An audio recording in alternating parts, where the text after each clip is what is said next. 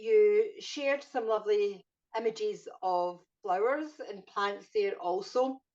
And sometimes when people do visit you in your garden, they might comment on a plant that they're really attracted to.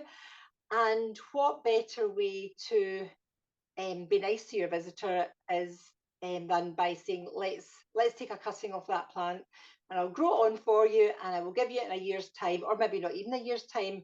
Some cuttings of plants can root round in a matter of 4 to 6 weeks.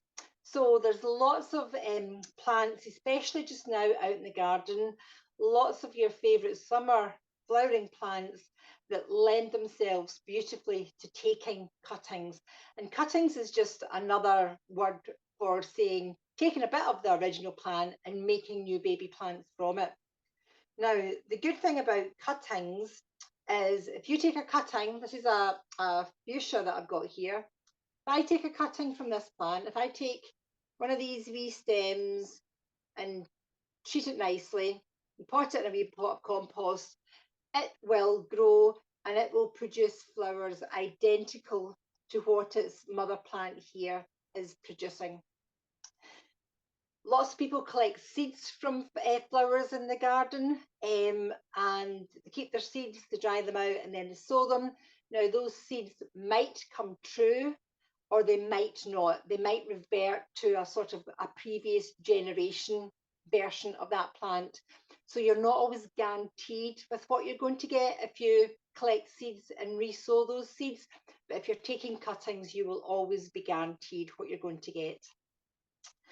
Now, I've just said we can take cuttings just now from these types of plants, but you can do cuttings throughout the whole of the year, but there's different types of plants that you would take the cuttings from depending on the season. But right now, late summer into early autumn is the best time to take cuttings from herbs such as lavender. Got some lavender here. I've got lavender, rosemary, mint, got some thyme here as well. And then popular summer flowers such as the fuchsia that I've just put to the side there, and things like your penstemon. I've just cut a couple of stems off of my plant outside. So penstemons are always a popular one, and lots of people comment on this particular variety that I've got growing in my garden. So I'm forever taking cuttings off of it. But the good thing is, you're actually doing the plant a wee bit of favour as well. Always reducing the plant in height and taking some cuttings off of it. You're just kind of rejuvenating it to an extent as well. Providing you don't cut it right down to the ground, you'll not do much harm by taking a few snips here and there. So taking cuttings is really pretty much a straightforward activity. And not only are you saving money by making new plants for free from your existing plants, there's a rack of other benefits available to your clients if you decide to do this as an activity with them. Some of the benefits might include exercise, taking a wee walk around the garden to collect the plant material, gets the limbs moving and the heart pumping, make it a wee bit more strenuous by having your client carry the trug.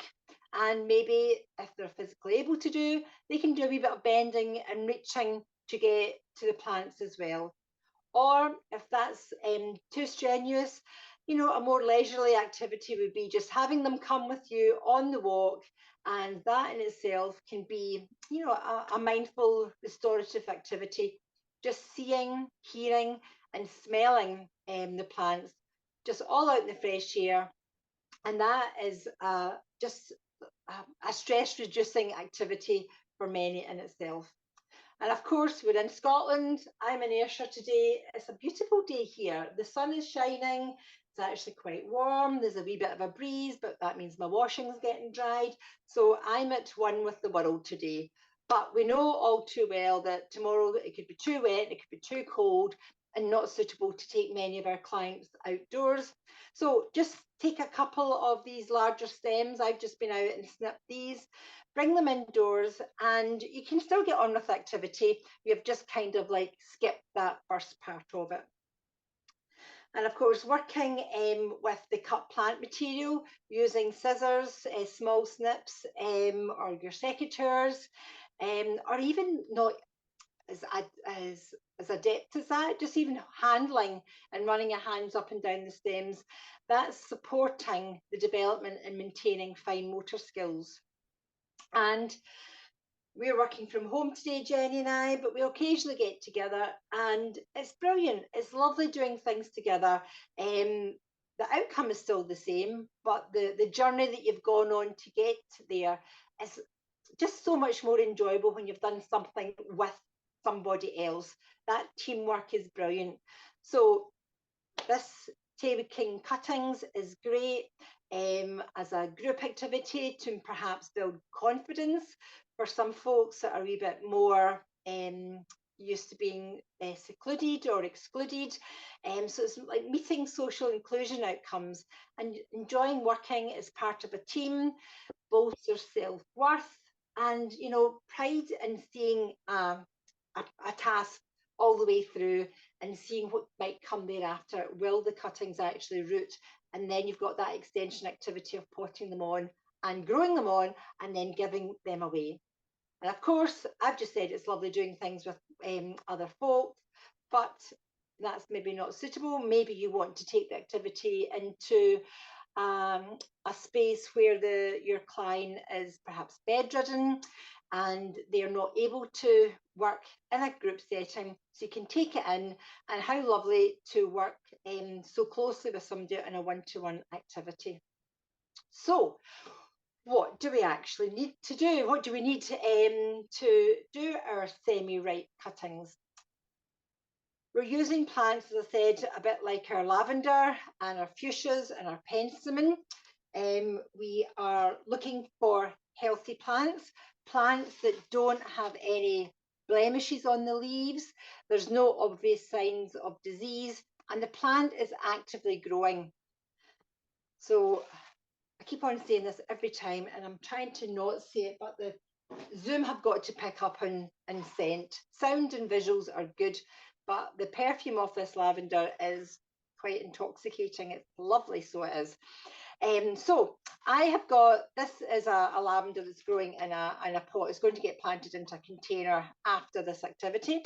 But meanwhile, I've had a wee look over it and I can't find anything that makes me think I don't want to take any cuttings off of it. Anything I take from this plant, I'm quite confident will grow on sturdily and will produce these blooms that I'm enjoying just now. So we're looking for stems that have got signs of this season's growth.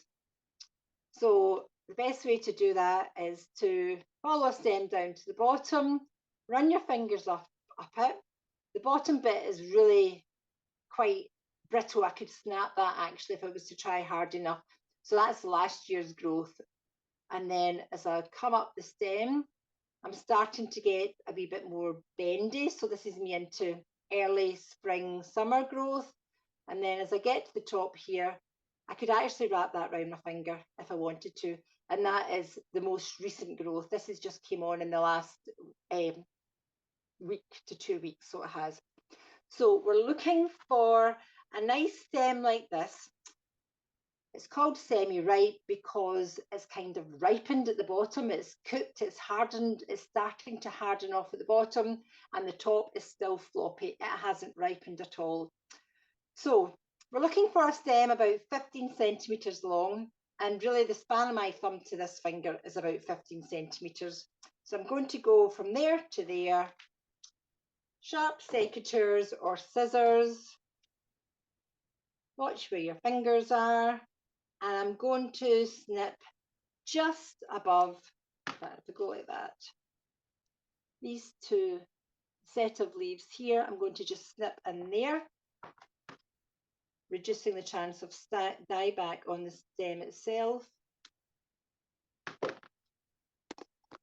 Just put that to the side for a minute, and this is my cutting. Now, it's got a wee bud on it, okay? Never pick a stem that's actually got a flower on it because it's already committed so much energy and activity to making that flower.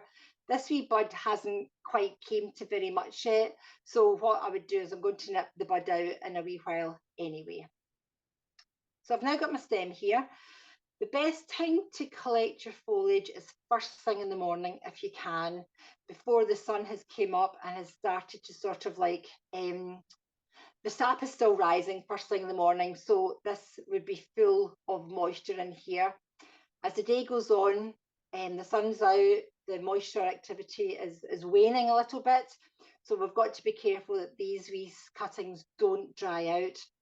If you can't go out in the morning, that's okay, that can't be helped. Get out as early as you can, and if it does have to be midday, just do it really, really quickly. Take a polythene bag with you, a poly bag, something like that. Mist the bag if you wanted to, and then as you're taking the cuttings, just pop them into the bag and scrunch the bag over so that you're keeping them in that nice sort of like semi-damp environment. Bring them indoors and get cracking with activity as soon as you can. Or if you're collecting the foliage and the material in the morning, but you're not going to be doing the activity until your group meets in the afternoon, pop the plastic bag into those wee cupboards at the bottom of the fridge, what are they called? Where you keep your tomatoes and your salad drawer. Salad drawer, thank you. Pop them in there and they'll stay fine until you pull them out later on in the afternoon to get on with the activity. So I'm just going to take another couple of stems. What am I going to look for here? A lot of these have got flower stems, flowers on them, and I'm not interested in them.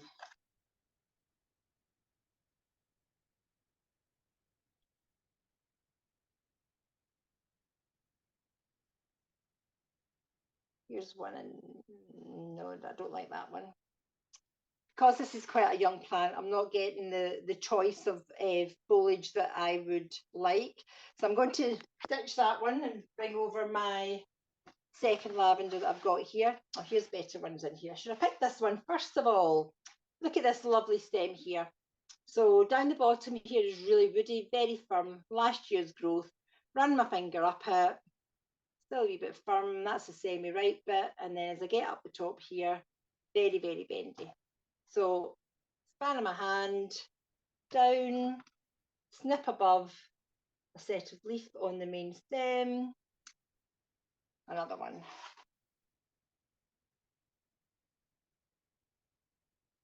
Yep, I'm going to take this one as well. Probably can't really see what I'm doing right in there, but hopefully you saw the first cutting been taken, that you can visualize what I'm doing. Yeah, I'm going to leave that. I'm going to stick with these three. So imagine these are in a nice cool polythene bag, and I am now going to move on to the compost. So I've got seedling compost here. If you can get your hands on seedling or young plant compost, that is the best to use.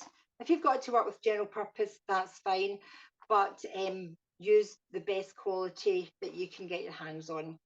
Now I've got all this white, it's called perlite, and perlite is great for adding into this compost when we're trying to get our cuttings to root around, is because the perlite adds aeration and drainage.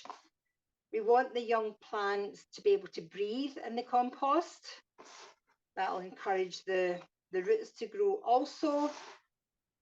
But as much as we want the compost to be nice and damp to encourage rooting, we can't have it overly wet, or else the stem will just start to rot and never even think about creating roots at all. So this is one of my favourite activities, just breaking up the compost, making it lump free and good to go. If you can't buy perlite for whatever reason, pea gravel would be good, or drainage gravel. Does the same kind of job, aids drainage and aeration. So that's mixed up nice and nicely, full stop. So, got some 9 centimetre pots here, just little garden centre pots that you can buy fairly inexpensively. And I'm just going to fill up my pot here. I'm going to tap it to settle it. That knocks out any excess air holes. And you can see that by tapping it, it has settled the level of the compost down to just round about the level of the watering line, as they talk about. And this is where you want to have your compost settled to. I'll just do a second one. Tap it again, just to settle the compost. Now, I've got my water bottle, and I'm going to give this a right good squishing. I'm going to water until the water comes out the drainage holes at the bottom, because when I put the stem in the compost, the stem needs to be in contact with damp compost the whole way down, not just at the top here. When sometimes when we are seed sowing, we're only watering where the seeds are going to germinate, and then we start to water from the bottom up to encourage the roots to grow down the way. But we know our stem is going to be in here the whole way through, the whole depth of the compost. Right, so that's it. I don't know if you can see the drips on the on the tree. So that's us watered beautifully. So back to my cuttings.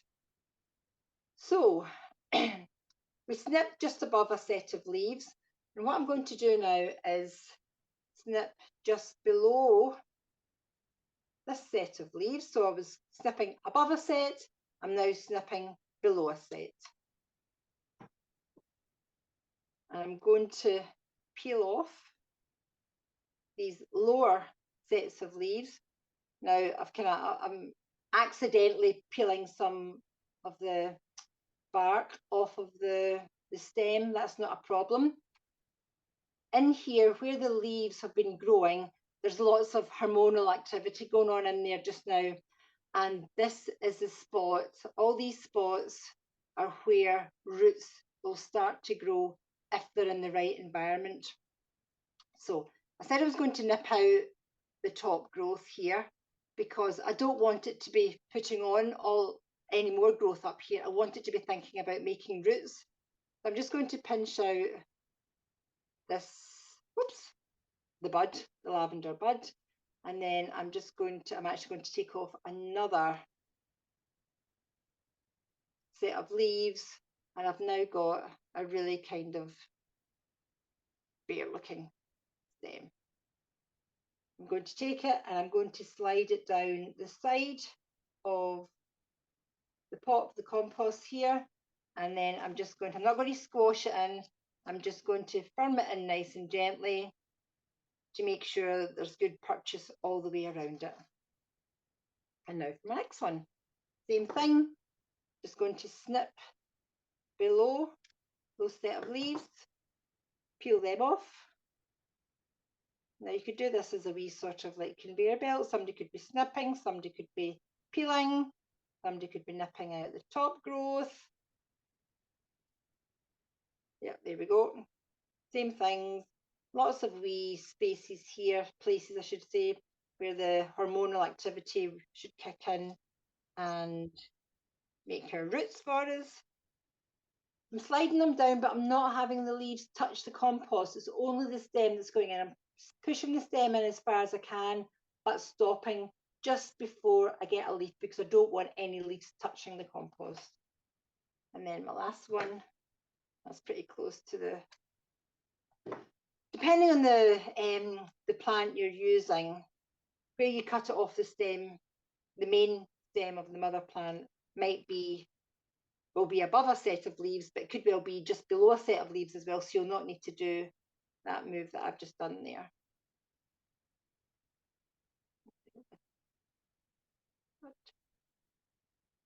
Yeah, I'm going to take another bit off.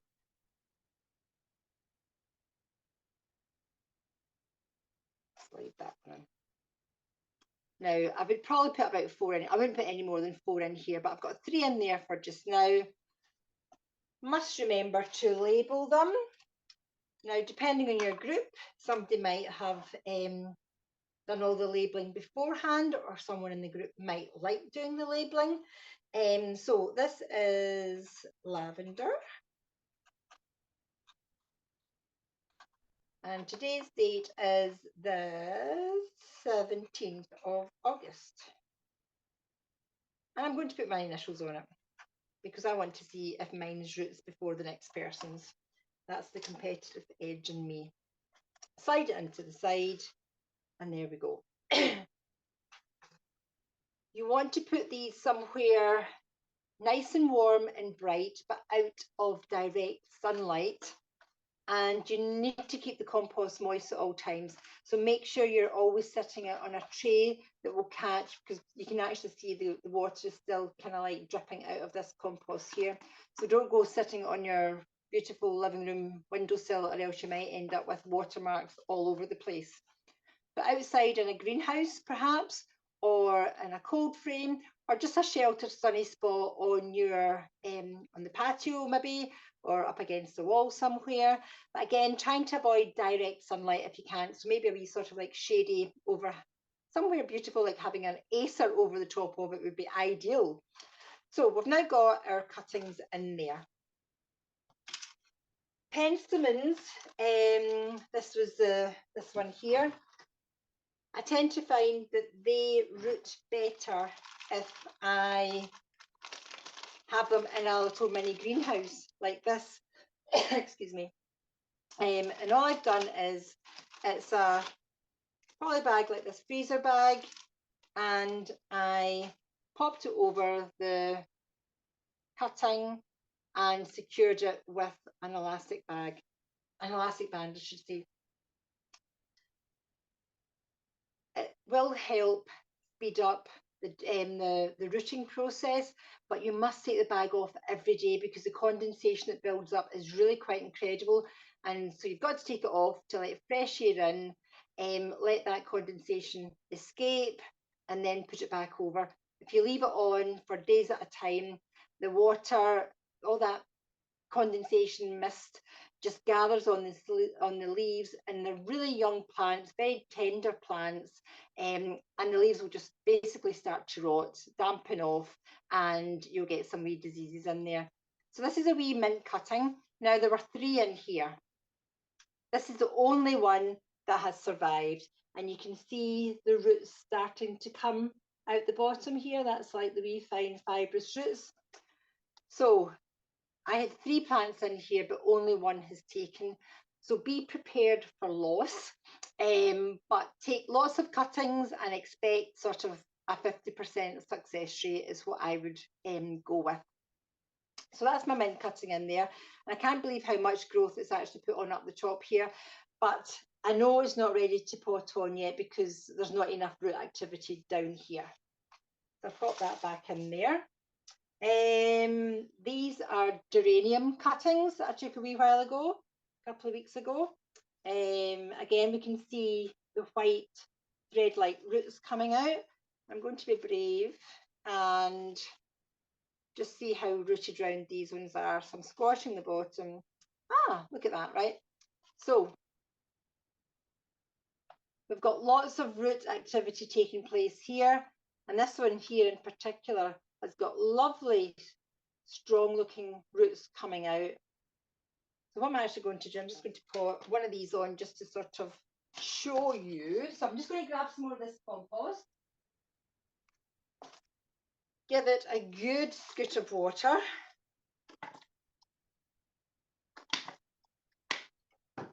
and grab a spoon.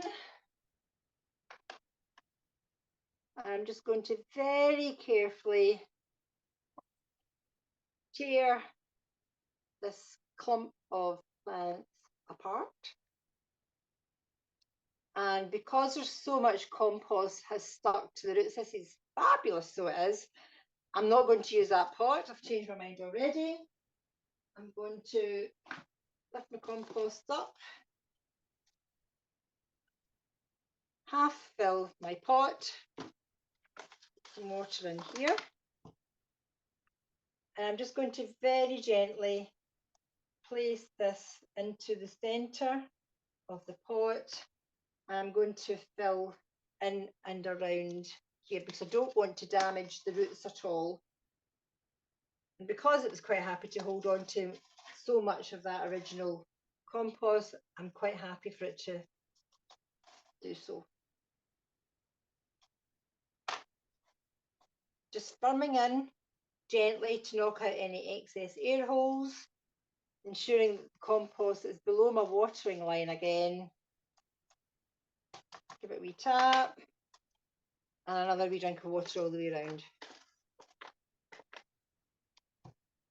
And there we have one of my cuttings potted on, and I'll leave that this cutting in this pot now all winter, and it'll be next spring before it'll have rooted all the way around beautifully, and I will then either give it away or I can use it in my summer hanging basket displays or on the patio next year. And I'll do the same with these. There's another 2 here as well, so I will do that with them also. What else can I show you here? Oh yes, rooting.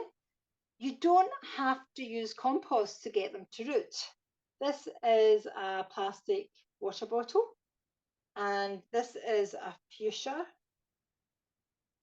that I have taken cuttings from earlier on.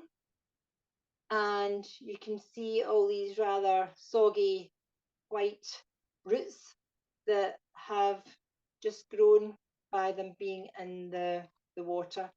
And you can see where I've pinched it out, and all this new growth has actually came on since it's gone into the ground. So these cuttings are doing great in there, and really I should be getting them potted on and getting them into compost soon, because they can't really grow very well in water alone. I'm going to pop them back in there just now because I'm conscious of the time. Oops, the daisies. Oops, they didn't squeal, we're okay. Now, what else can I tell you? Keep them well watered. Once you see roots coming out, if you do go with the mini greenhouse, once you see either new growth on the cutting or roots starting to develop at the bottom of the pot, take the little mini greenhouse off permanently. And I think that's about it. Keep them out of frosty conditions. Even if the plant itself is winter hardy, these young plants, make sure and cover them with a fleece or something in the winter time if cold weather is forecast, or if you're lucky enough to have a greenhouse or a cold frame, keep them in there over the winter time. And I think that's it. I'm sure I've forgotten something, but you can ask me questions. There we go. Thanks very much. Thank you very much, Joan. That's amazing, because I can count 7 new plants on your tray already from you. So it's very quick how they manage to multiply, how you can multiply them up. That's amazing. That's amazing. That's great. We'll just give you a moment to get back to your and then you can talk with us.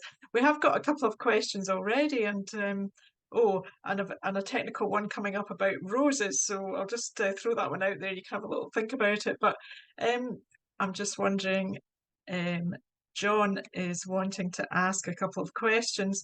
I wonder, John, would you like to unmute and ask Joan your question? John. Sorry, did you ask me a question there, Jenny? I didn't hear you. It's all right. I'm just inviting John to unmute and ask his question, but if he doesn't want to do that, I'll certainly ask the question. So John was asking the technique that you were showing us there with the lavender. Can you use that on all herbs? Is that possible to? More or less, yep. All your kind of shrubby herbs, things like basil that are really soft, then I would grow them if you want to have fresh ones, I would just grow them from seed every year or buy yourself a new pot. You can't really take cuttings from, well, I don't think you can. They're too soft. But things like your thyme, your lavender, rosemary, what else is there? Things like sage, you could do it with sage as well. So you're kind of like, your more hardy, robust ones you can do. Yeah. Lovely. And he has a similar question. Can you use this technique on roses? Is it the same technique that you use for roses? Can you? You take them as a hardwood cutting, and you do that.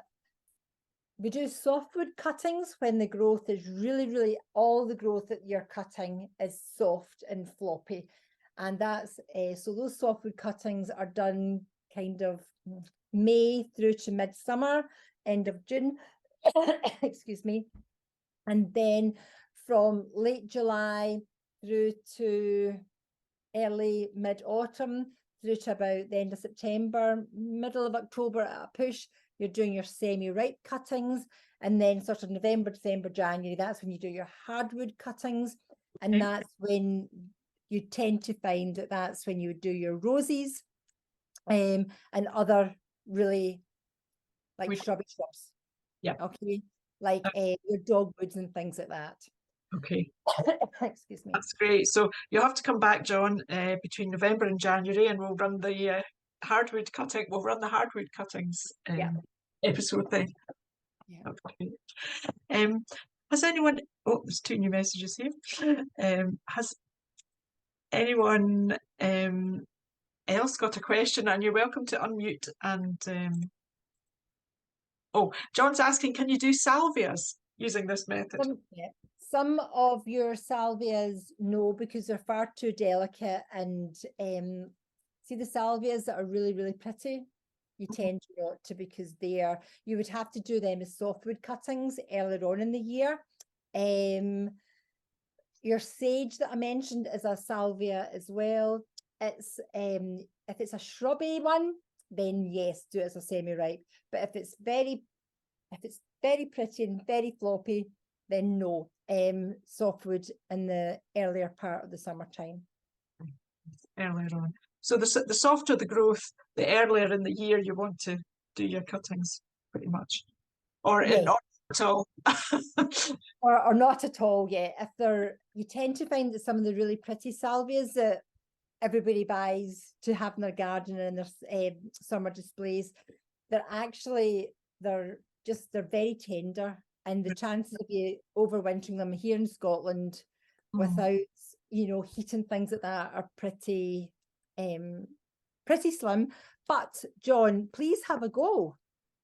There's no harm in trying. If you've got plenty of growth there and you're happy to take some cuttings, have a go and get on with it. Absolutely, because you're not going to lose out.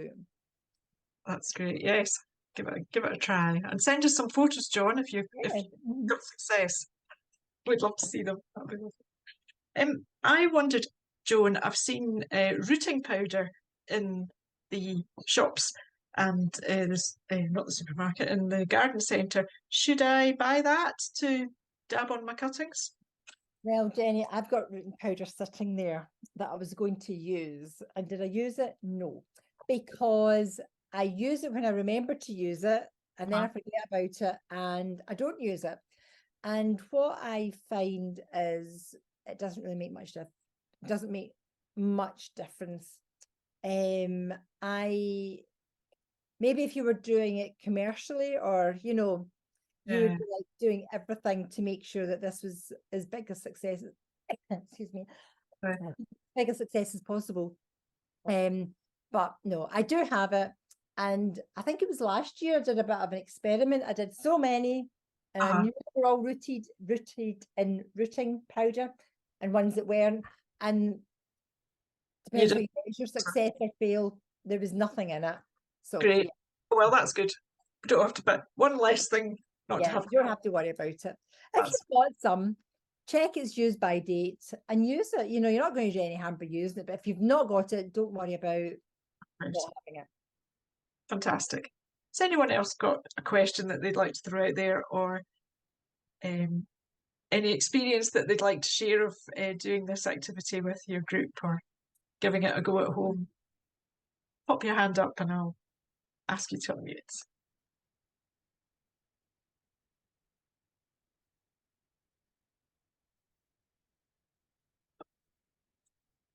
Semi-ripe is good for doing some shrubs, kind of common garden shrubs that are really attractive and deserve to be in a garden, likes of hebe and choicea. I don't know if anybody's got them in their gardens, but they do really well taking them as semi-ripe cuttings. So now's the time to go and do some. Okay. About honeysuckle, I've got a lot of that I would quite like. I've got one big bush and I'd like more. Is that possible? Honeysuckle, I think, would probably be more of a hardwood cutting. Okay. Probably be doing that in the winter time because it's much more woodier. Okay. I've never actually taken honeysuckle, to tell you the truth, Jenny. All right. That up for you and I will tell you. That's lovely. Private masterclass. Fantastic. I'll go and try it. I'll try it anyway. I'll take a look out of John's book and I'll go and try it anyway. Yeah, absolutely. Margaret. Hello, what's your... It's just a bit of experience with geraniums. I find when I take the cutting with the geranium and if I put a plastic bag over it, it rots it. So with a geranium, I would do it just like the lavender. I wouldn't put a plastic bag over it. Just find it just doesn't do very well. Yeah. Geraniums tend to, you're right, Margaret, I agree. They tend to root quite easily, quite quickly. Penstemons seem to take that much longer to root. So things that I found from experience take a longer time to root. I try to put my wee mini greenhouse over them, but things like geraniums, mint, I actually put mint, a bit of an experiment this year. The plastic bags over some mint and some not over the mint, and that one there, 2 of the cuttings actually died, and that I would put down to them being in the greenhouse when they didn't need it, because the mint just roots so quickly itself. It doesn't need that enhanced environment. It works against it. So yeah, you're right. Keep doing what you're doing with your geraniums. Good. Anyone else got any questions for us today? Nope. Catherine said, I've rooted honeysuckle using the semi-ripe version. Good. Oh, that's good. Thank you, Catherine. I'm sure it's not already flowered. Right. I'm sure it's not. Okay. I'm not sure what you're saying there, Catherine. If you're asking me a question, if you want to unmute, you can tell us a wee bit more. Yeah, when you root it, you need to use a bit that's not already flowered. Okay, yeah. So take the cutting from something that's new growth rather than something that's flowered. Right. Okay. I'm now rereading what you've written and I understand exactly what you've said to me. So yeah, So it's a completely new piece of growth, possibly a side shoot of the main activity of the plant, and one that hasn't even developed a bud on it yet. Okay. Mine went nuts and grew lots of extra growth that was going in the wrong direction. I've used those for my cuttings. Oh, great. Absolutely. Good. And did they root down quite quickly, Catherine? I don't know. I just put them in the pot and left them for some time, and sort of left them to do their own thing, and they rooted. So I didn't pay them too much attention, I have to say, but left them outside where they got rained on and things. Yeah. Okay. Good. Oh well, I like that have a go attitude, and it's been a success. Brilliant. That's great, and I like the benign neglect. I like that. I can do a lot of that. My garden. So I'm going to go and try. I'm going to go and try that. Stick them in a pot and put them around to see. That's lovely. There was a question earlier about the technique you were using with the water, Joan, it's just plain tap water? Yeah. Well, so- I don't have hard water here. My water's quite nice. Or at Yeah. least I'm told it is. Um, So, but I think in general, the whole of Scotland is absolutely fine. yeah. So you So can yeah, just nothing special. I just sort of I replenish it. It's amazing how much water, how the water level goes down. So I top it up every day. And every couple of days I take the water, I renew the entire bottle of water. okay. So just to keep it clean and Nice and fresh and clear and clean. Yeah. great. Okay, that's great. And Catherine's put up a really interesting post there about YouTube showing rooting roses and potatoes, which that sounds exceedingly interesting. Maybe we will have a go at that. Maybe we can be doing that then. That's interesting. I've not tried that myself.